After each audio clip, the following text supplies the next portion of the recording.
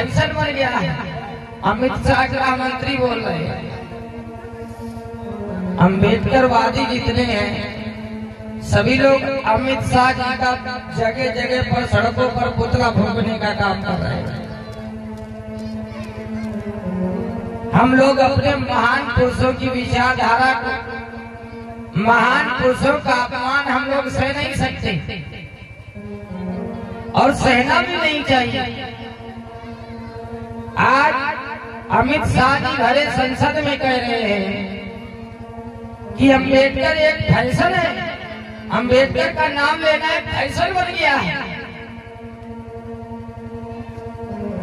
क्यों? उनको जलन है कि बाबा साहब ने इतना बड़ा संविधान लिख करके हम और आप लोगों को, सभी लोगों को सौंप दिया, जिसकी वजह से अमित शाह भी आज ये कुर्सी पे बैठे, उनकी वजह से बैठे और उन्हीं का नाम एक फैशन बता रहे हैं और संसद भवन के अंदर ये कह रहे हैं कि अम्बेडकर का नाम एक फैशन बन गया है। कितना अम्बेडकर का नाम रट रहे हैं लोग। अगर उतना नाम कोई भगवान का रटते तो शायद उनकी 7 पुस्तकें, 7 पीढ़ियां स्वर्ग में पहुंच जाती। अब अमित शाह जी से मैं खुला चैलेंज करता हूँ, ये संदीप प्रकाश गौड़ अपने महान पुरुषों की विचारधारा को नीचे दबने नहीं देगा। जब तक हमारे जिंदगी में जान है, जीवन है, तब तक मैं बाबा साहब का नाम रटता रहूंगा। अरे मैं क्या, इस देश में जितने 85% के लोग हैं, 85% क्या, सभी वर्ण और धर्म के लोग बाबा साहब का नाम जुबा जुबा पे ले रहे हैं। क्यों? क्योंकि बाबा साहब ने सभी लोगों के लिए बराबर का नियम और कानून लागू किया। केवल एक समाज के लिए नियम और कानून नहीं लागू किया। बाबा साहब ने संविधान लिखा। संविधान का मतलब क्या है?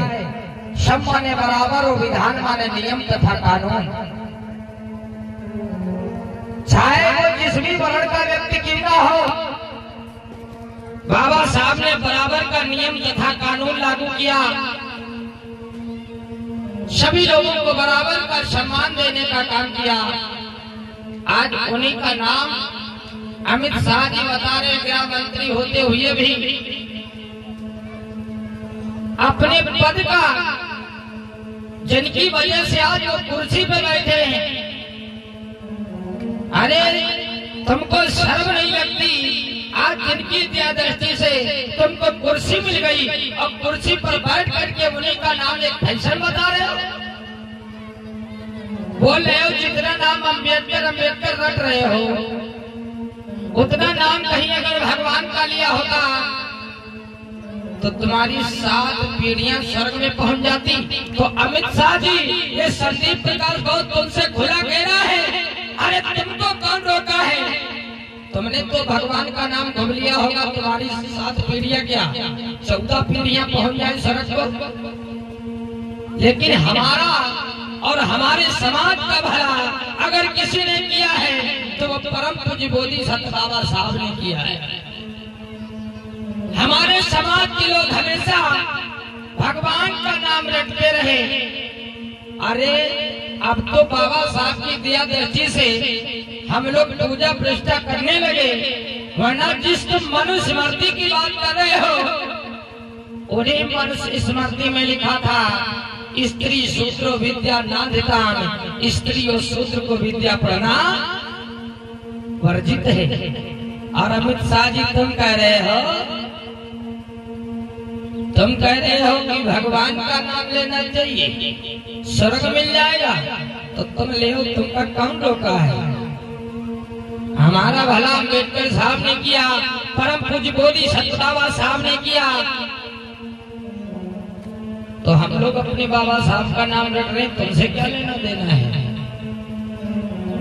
तुमको नहीं अच्छा लगता तो भगवान का नाम रटो, तुमको किसने रोका है? लेकिन तुम अगर हमारे महान पुरुषों का अगर सम्मान नहीं कर सकते तो उनका अपमान भी करने के लिए तुमको किसने कहा है? अपने पद का गैर मतलब का फायदा मत उठाओ।